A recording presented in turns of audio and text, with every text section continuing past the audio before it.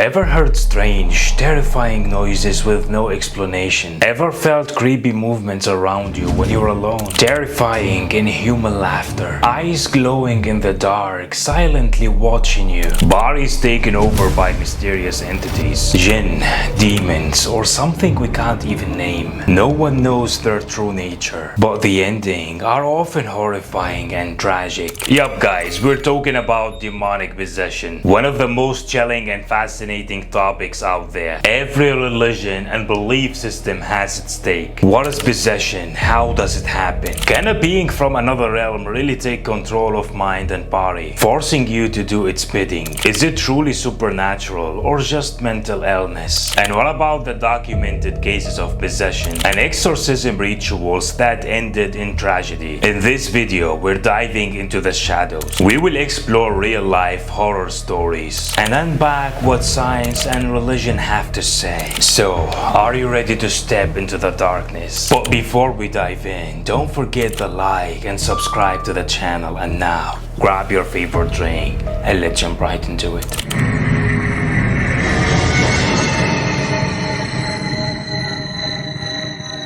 Before we get into the terrifying stories, let's break it down. Demonic possession is when someone, the possessed, is believed to be taken over by supernatural entity, often a demon, jinn, or what some call evil forces. This idea pops up in cultures and religions worldwide. It's seen as a form of control, where an invisible being hijacks a person's mind and body. The possessed might act way out of character, uncontrollable rage, hysterical fits, speaking in tongues or languages they have never learned, sudden seizures, freakish strength, and more strangely, reacting violently to religious texts and the name of God. Researchers and scholars have theories about what triggers possession, depending on beliefs. Some think being exposed to negative energy in haunted places makes people vulnerable. Others say weak spiritual defenses, like lacking prayer or religious grounding, leave you open to attack. Messing with black magic or shady occult practices, that's basically rolling out the welcome mat for demons. On the other hand, strong negative emotions, rage, grief, fear, can also weaken your mental armor. Even trauma or near-death experiences might crack your spiritual defenses, making you an easy target. Once possessed, the demon or entity supposedly takes full control on the person's thoughts and actions, making them behave unnaturally in a manner that's terrifying and dangerous. Here are the most famous demonic possession stories from around the world. There are many stories circulating online, but I will focus on the real documented ones, including first-hand testimonies from people who lived through possession.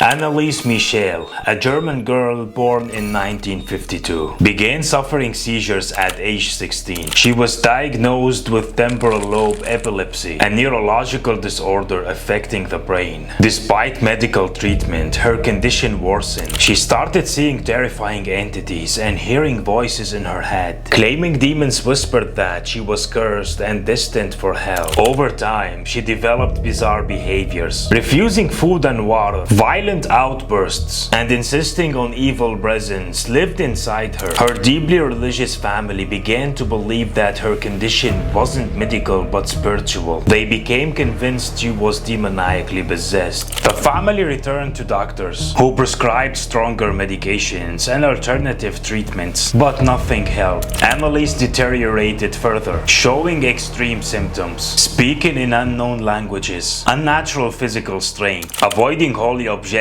like crosses or holy water, and hysterical reactions to religious texts. Her family, now certain she was possessed, begged the church for an exorcism. Initially refused, the church eventually relented after the parents' insistence, and witnessing her state, they ran some tests to confirm that the girl was possessed, and surely enough she was, giving them the green light to perform the exorcism. Two priests, Father Arnold Rentz and Father Ernst Olf, world were assigned to perform rituals. Between 1975 and 1976, Annalise endured 67 exorcism sessions over 10 months, each lasting hours. During these, she screamed in distorted voices, spoke unlearned languages, and lashed out violently. She claimed to be possessed by multiple demons and refused food for days, insisting the demons forbade her. On July 1st, 1976, Annalise died at home at age 23 from dehydration and malnutrition, weighing just 30 kilograms. After her death, her parents and the priests were tried for negligent homicide. Audio recordings of the exorcism capturing her screams and eerie voice changes were played in court, deepening the case's mystery. The priests and parents received suspended sentences and fines. Her story inspired films like The Exorcism of Emily Rose, cementing her as a symbol of the clash between religion and science. To this day, her case remains one of history's most controversial. In 2003, Gwyneth Johnson allegedly experienced demonic possession, displaying alarming signs like aggressive behavior and speaking in unnatural voices. The church intervened, conducting exorcism sessions marked by extreme violence, screaming, involuntary attacks on others, and claims of supernatural resistance. During one session, she was physically assaulted and strangled in an attempt to expel the evil spirits. Tragically, it wasn't the demons that left her body, but she did, dying from suffocation and the torture inflicted during the ritual. Now to one of the most infamous possession stories, Michael Taylor. In 1974 in Ossett, UK, Michael lived a quiet life with his wife Christine and their children until he joined a religious group led by Mary Robinson. His growing obsession with Mary strained his marriage, and his mental state spiraled into paranoia and chronic depression. Convinced he was possessed, the group subjected him to an all-night exorcism. Priests claimed to have expelled 40 demons, but 3 allegedly remained. Madness, savagery, and murder. Exhausted, everyone went home to resume the ritual next day. But that night, Michael returned home with his wife and committed an unthinkable act. He brutally murdered Christine, tearing her body apart with his bare hands, and killed the family dog, mutilating it. He was later found wandering naked, covered in blood, in a hysterical state. At a trial, he was deemed mentally unfit with no clear motive and institutionalized for 2 years. Next, let's head to the Philippines for the story of Marciel Lacana, a young man whose 1995 case became one of the country's most notorious possession claims. After returning from a nearby forest, rumored to be hunted by evil spirits, Marciel began exhibiting violent episodes, speaking unknown languages, displaying superhuman strength, and terrifying his family and neighbors. A local priest was called to attempt an exorcism, but during the ritual, Marciel let out blood-curdling screams and warned the priest he'd soon face death. Despite efforts for spiritual healing, his condition deteriorated rapidly, and he died under mysterious circumstances days later. To this day, his story remains a chilling legend in the Philippines. In 2017, the UK was rocked by a horrific crime. Christy Pamo, a 15-year-old boy from Congo, became the victim of a twisted crime at the hands of his sister and her husband. The couple believed Christy was practicing voodoo witchcraft and was possessed by Satan, so they violently punished him under what they thought was an exorcism. In a frenzy of fear, they tortured him with knives and wooden sticks, beat him savagely, then bound his limbs and strangled him to purge the demon that they believe was in him. The boy, during unimaginable agony, repeatedly begged them to end his life. He was later found dead, drowned in a bathtub. Demonic possession is one of the oldest explanations used by cultures worldwide to make sense of mental, psychological, and emotional illnesses. There is no clear start point for this collective belief in the existence or reality of demonic demonic possession, but it remains a shared concept across many religions and cultures. Even though its names and interpretations differ, the general idea agrees on one thing: supernatural beings or evil forces can inhabit humans and influence their behavior. Religious beliefs, however, offer varied explanations for the phenomenon. Some faiths see possession as a spiritual test or a consequence of straying from religious teachings, while other cultures tie it to witchcraft and negative energy. Despite these differences, demonic possession remains a universal concept that reflects humanity's need to explain what they can't easily understand. In Islam, demonic possession is believed to occur when a jinn, an invisible being, takes control of a human's body. The Quran mentions jinn and highlights their ability to influence humans. It's thought that people became vulnerable to possession due to weak faith, exposure to black magic, or involvement in immoral acts. The treatment lies in Ruqya Sharia, reciting verses from the Quran and prophetic prayers. Ruqya is used to heal the afflicted person spiritually and physically. The verses are recited directly over the person or onto water for them to drink or bathe with. In Christianity, particularly in the Catholic Church and some Protestant denominations, demonic possession is believed to happen when a demon or evil spirit takes hold of someone. The Bible documents instances of exorcism performed by Jesus Christ. Possession is often interpreted as a result of abandoning faith or engaging in demonic activities. The treatment in Christianity includes exorcism rituals, typically performed by a trained priest. These rituals involve special prayers, holy water, and a cross as core elements. The Bible itself is a key tool in this practice, with sacred texts recited to demand the demon or evil spirit leave. The repeated invocation of Jesus Christ's name is central, as his authority is seen as the ultimate force to expel evil. Fasting and repentance is also encouraged as powerful spiritual tools. These acts strengthen faith, purify the soul, and ward off the influence of evil entities, giving these rituals a deeply religious and spiritual character. In Judaism, possession is linked to the idea of Dybbuk, a spirit of a dead person that takes over a living body. The Dybbuk is seen as a tortured soul looking for redemption, a concept pretty common in Jewish folklore. To treat these cases, special rituals are used to expel the Dybbuk. These include prayers and chants from the Torah and Talmud, since the power of these sacred texts is believed to drive out evil spirits. Smells like incense and aromatic herbs are also used to purify the space and push away negative energies. Oh, and blessed amulets or objects are also seen as super effective tools for restoring spiritual balance and protecting the possessed person. In Hinduism,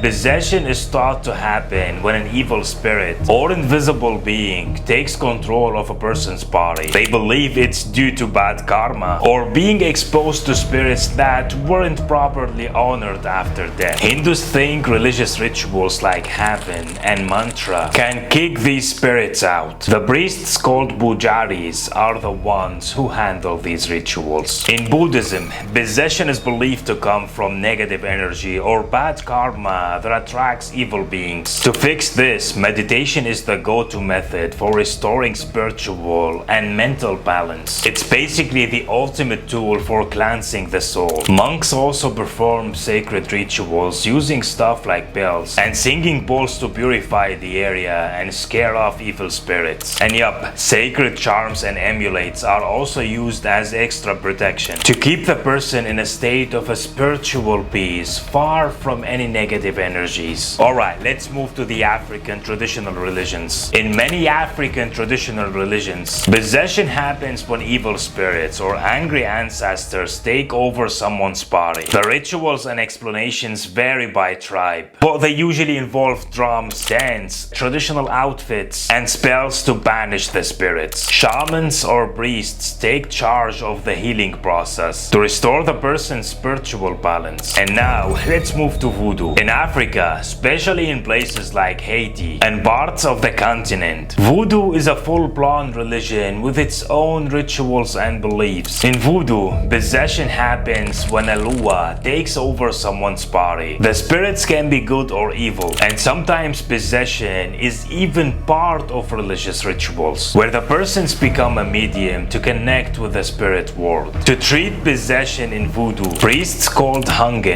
carry out rituals. These involve music and dance to restore spiritual balance, and sometimes communicating with spirits is seen as a positive thing. The possessed person acts as a bridge between the spiritual and human worlds. All these widely different beliefs show that the idea of demonic possession is baked into humanity's religious and spiritual DNA. It's seen as a big deal, something that needs spiritual or religious intervention to handle. But what do you think, guys? Do you believe demonic possession is real, or just an unexplained illness or symptom? Now, let's move to the most famous scientific and psychological explanations for demonic possession. The phenomenon of demonic possession is one of those things that gets totally different explanations depending on who you ask. Religions and cultures on one side, modern science and medicine on the other. While many faiths and traditions see possession as a supernatural takeover by spirits or otherworldly beings, psychology and modern medicine chalk it up to science. Here are some scientific takes. From a purely scientific angle, most researchers and psychiatrists reject the idea of possession as a supernatural event. Science leans on physical and biological explanations for the behaviors and symptoms blamed on possession. According to psychiatry, most cases boil down to 1.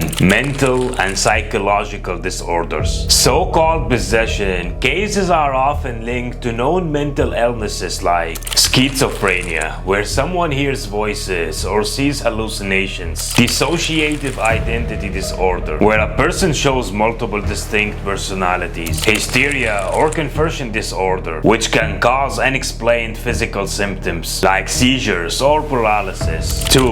Neurological explanations. Science explains things like convulsions or strange vocalizations as glitches in brain activity like epilepsy, sleep paralysis episodes, which can make people feel like something supernatural is pinning them down. 3. Cultural and religious influence. Beliefs about possession get reinforced by cultural or religious traditions. If someone thinks they're possessed, they might act like it, creating a self-fulfilling feedback loop. Even though mainstream science dismisses possession as supernatural hocus pocus, some big-name scientists have changed their tune after facing bizarre, hard-to-explain cases. Take Gary Schwartz, a psychologist who started off as a total skeptic. He thought everything paranormal, ghosts, spirits, you name it, could easily be debunked by science. But during his research with psychic mediums, he found they could spill shockingly accurate details about dead people and past events, stuff that couldn't be chalked up to luck or trickery. This made him rethink his stance, and he started studying these phenomena way more seriously. Then there is Dr. Richard Gallagher, a psychiatrist who used to be super skeptical about demonic possession, until one pivotal case flipped his worldview upside down. He treated a woman named Julia who showed wild, unexplainable symptoms, like speaking ancient languages Latin. For example, she'd never learned and knowing deeply personal details about people she couldn't possibly have access to. Oh, and there were physical anomalies too, like objects moving across the room on their own. This experience forced him to admit that a tiny percentage cases just can't be explained by science, and maybe involve something supernatural. In the same vein, Dr. John Mack, a Harvard psychiatrist and a professor of analytical psychology, started cautiously studying people who claimed they'd been abducted by aliens. He interviewed hundreds of these folks and noticed they kept sharing yearly specific, overlapping details about their experiences. Even as a logical skeptic, the consistency in their stories made him wonder if there could be phenomena science just can't explain. Another twist, Dr. Peter Kazumaj, a psychiatrist psychiatrist who began his career as a hardcore paranormal skeptic, had his own mind-blowing moment with a woman who showed abnormal behavior and revealing secrets about strangers she couldn't have known. At first, he blamed it on mental illness, but soon realized her symptoms didn't match any known disorder. This pushed him to rethink everything and reluctantly accept that maybe possession was real. These stories keep the door wide open for debate. Can science explain everything, or are there limits to what we know? Could some phenomena defy science itself? Wrapping up our deep dive into demonic possession, we're left with big questions. Are these phenomena just ancient myths, based down to explain humanity's fears? Or are they real encounters with forces beyond our understanding?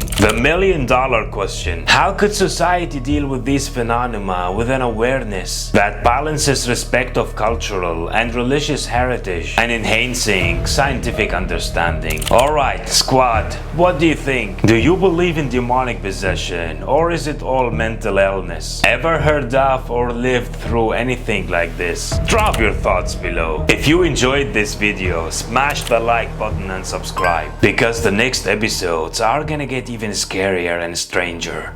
Catch you in the next one.